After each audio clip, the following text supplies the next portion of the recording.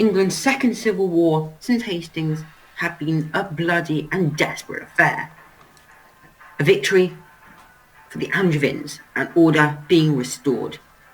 It made England a target for neighbouring nations.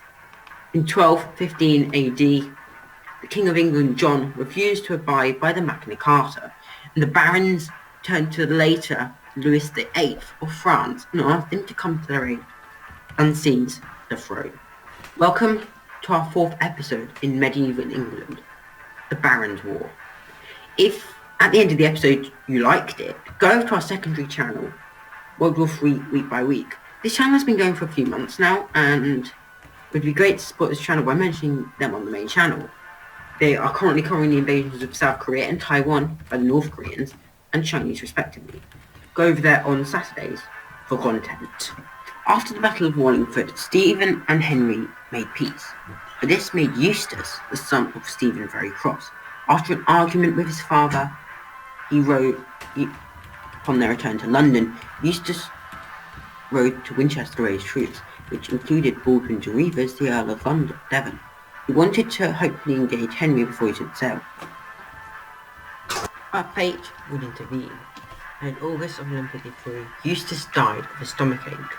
This was a mighty blow for Stephen, as he now had no heir.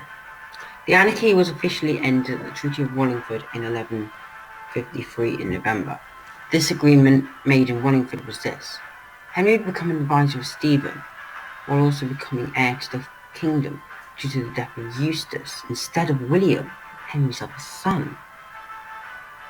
Meanwhile, Henry would pay homage to Stephen.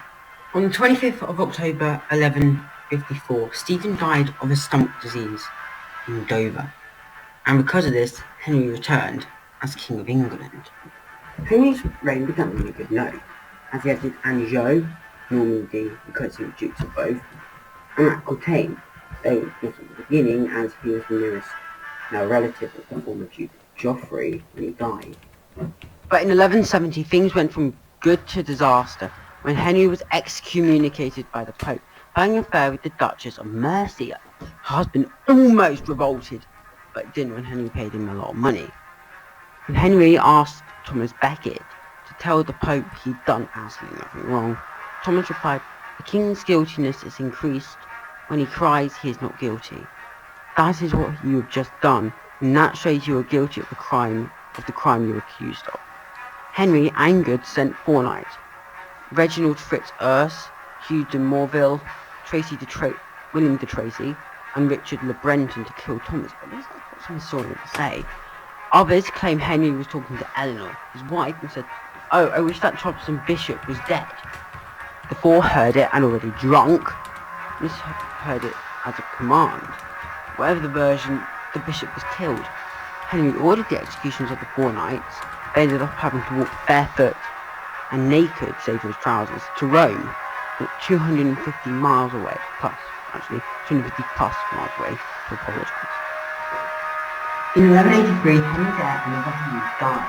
Henry had been able to Philip II of France's sister, Margaret, and the fight over the battle began. Isabella III, King of England, wanted a Henry rule, which Philip agreed to. Unfortunately, Henry wanted Margaret to marry John, his 3rd son. Dowry in 1186 went to Bella III, and Margaret had been allowed to visit Elise, his sister. Philip had her married really quickly, and Henry didn't know about this until too late. Henry angrily declared war, and in that period, John and Richard, Henry's sons, joined Philip and started the 3rd Civil War. The first conflict being William II, William Henry I, and their brother Robert.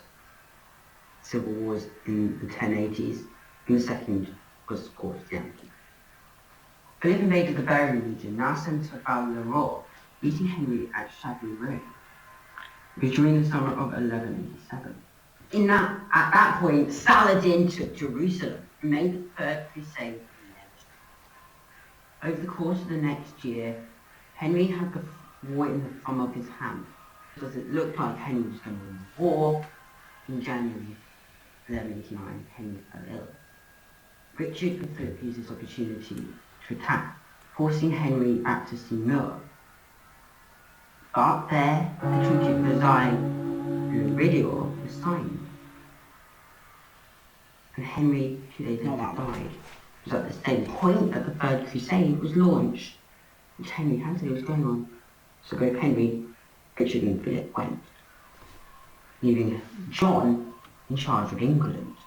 Richard's first 3 years were spent in the Holy Land fighting against Holland. We covered this video on our Spanish channel, the link in the description below, or we can put this on YouTube. So we weren't doing YouTube at the time.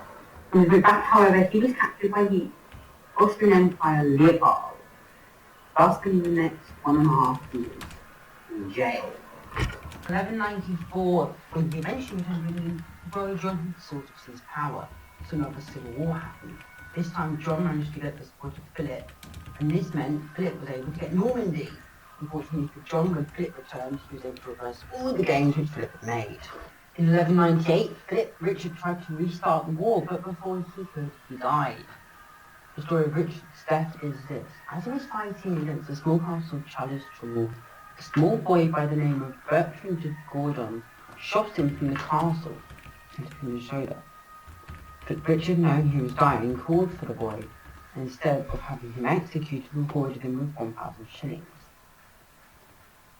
The British throne now passed to John, who for the first 2 years of his life went under the radar trying to secure his seat of power from Arthur, Richard's son. The Angevins were supported by King Philip, who marched to the border with Normandy at the head of 6,000 men. John did the same with 48,000, and it looked like England would be plunging headfirst into another civil war. But Arthur didn't want to be king, and just as John was going to invade, he declared that John should be king. Philip was furious, and in 1199 he managed to find a claimant, Philip of Connacht, the illegitimate son of Richard. Because of this, Philip went to war with John, marching into Normandy and taking all of John's territory, save for Calais by 1101.